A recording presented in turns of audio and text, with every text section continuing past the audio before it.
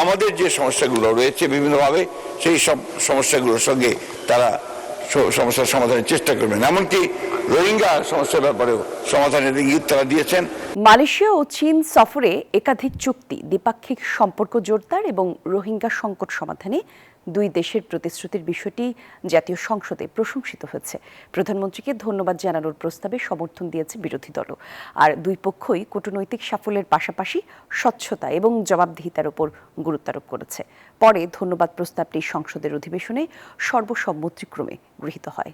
সরকার গঠনের 4 মাসেই মালয়েশিয়া ও চীন সফরে গুরুত্বপূর্ণ কূটনৈতিক সাফল্য অর্জন করেছে বাংলাদেশ। প্রধানমন্ত্রীর এই সফরে দীর্ঘদিন বন্ধ থাকা শ্রমবাজার যেমন চালুর আশ্বাস মিলেছে, তেমনি অবকাঠামোগত উন্নয়নেও চীনের সহযোগিতার বিষয়ে চুক্তি সম্পাদন হয়েছে।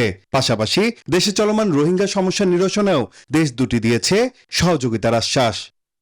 সরকারের এমন সাফল্যের কারণে প্রধানমন্ত্রীকে ধন্যবাদ জানিয়ে সংসদে প্রস্তাব উত্থাপন করেন বিএনপি মহাসচিব ও এলজিআরডি মন্ত্রী মির্জা ফখরুল ইসলাম আলমগীর। দেশে ফিরে সংবর্ধনার পুরনো সংস্কৃতি বন্ধ করাকেও তিনি প্রধানমন্ত্রীর ইতিবাচক সিদ্ধান্ত হিসেবেই উল্লেখ করেন।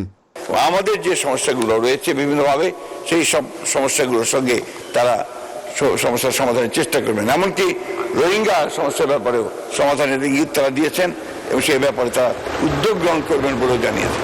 প্রতি সপ্তাহে সর্বোচ্চবার বিকাশ পেমেন্টে 50 জন হবেন পেমেন্ট চ্যাম্পিয়ন। জিতে নিন টিভি সহ আকর্ষণীয় সব প্রাইজ।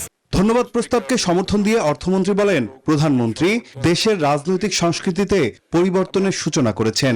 এই ভিজিটে উনি যে একটা বেঞ্চমার্ক, যে মানদণ্ড স্থাপন করেছেন, এটা আগামী বাংলাদেশের রাজনীতিতে শুধু নয়, বিশ্বের সাথে বাংলাদেশের কি সম্পর্ক হবে সেটা নিশ্চিত করেছে।